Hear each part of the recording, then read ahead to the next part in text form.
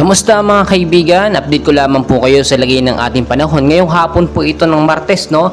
May 21, 2024. Pero kung bago ka lamang po sa ating channel, pa-like and subscribe na rin po. And pahit po ng notification bell para ma-notify kayo sa ating mga daily and latest weather update. Maraming salamat po kaibigan. Ngayong hapon ng Martes mga kaibigan, patuloy pa rin po natin binabantayan. Ito nga pong mainit na hangin na nanggagaling po sa karagatang Pasipiko, no? Or itong easterlies na siya posibleng magbigay po ng biglaang pag-uulan sa ilang bahagi po ng Metro Manila, Luzon, Visayas at Mindanao. Upon checking po mga kaibigan, weather forecast system po natin, no, Metro Manila, no, Metro Manila area, pinag-iingat po sa posibleng isolated light rains to heavy rainfall pagdating po sa hapon. Dulot po yan ng easterlies, kasama na rin po ang mga localized thunderstorms. So mga kaibigan, kung mapapansin po ninyo sa bandang Metro Manila ngayong hapon po, medyo maulat na po ang ating kalangitan at medyo lumalakas din po ang hangin sa ilang bahagi ng ating bansa. So hudyat na po ito, babala na posibleng bumuhos po ang isang biglaang malakas sa pag-uulan ngayong hapon po. Madalas po tuwing hapon na po natin yan nararanasan.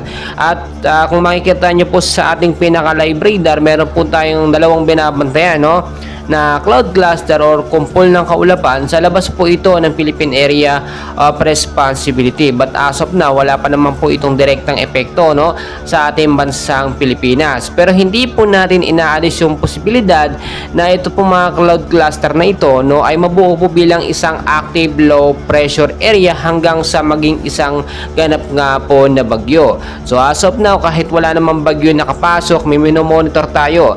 Ayon kasi sa Pag-asa, posible pong isang bagyo ang pumasok sa bansang Pilipinas bago matapos ang buwan po ng Mayo. So nararamdaman natin yan mga kaibigan, dahil nga po kahit ang heat index, no, ay bumaba na po or nagme-maintain na lamang from 30 to 35 degrees Celsius. Marapit na rin po kasi matapos ang heat season at papasok na po ang rainy season, kaya pinaghahanda rin po tayo. Tungkol naman po sa posibleng kauna-unahang bagyo na pumasok sa ating bansa, ano, ay inaasahan po na posible itong maging malakas. Kauna-unahang bagyo, it means ngayon 2024, no, dahil sa sobrang init na ating naranasan, posibleng isang bugso na malakas na bagyo ang dumating sa atin. And hopefully wag naman po sana malakas na bagyo.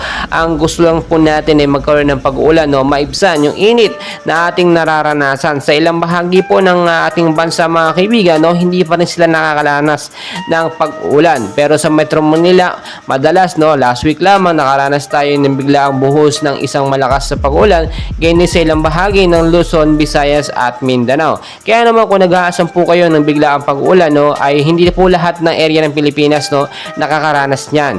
So kung gusto niyo magkaroon ng pag-uulan, no, i-update ko kayo muli, no, kung ano ba lagay, no, dito sa mga cloud cluster, mga kumpol ng kaulapan na posibleng magbigay ng pag-uulan. Ngayon kasi ang weather system natin na posibleng magpaulan lamang, localized thunderstorm at etong easterlies. So mga kaibigan, dahil pa natin kaganapan, huwag niyo pong kalimutan mag-like and subscribe para ma-update po kayo sa ating mga daily and latest weather update po. Maraming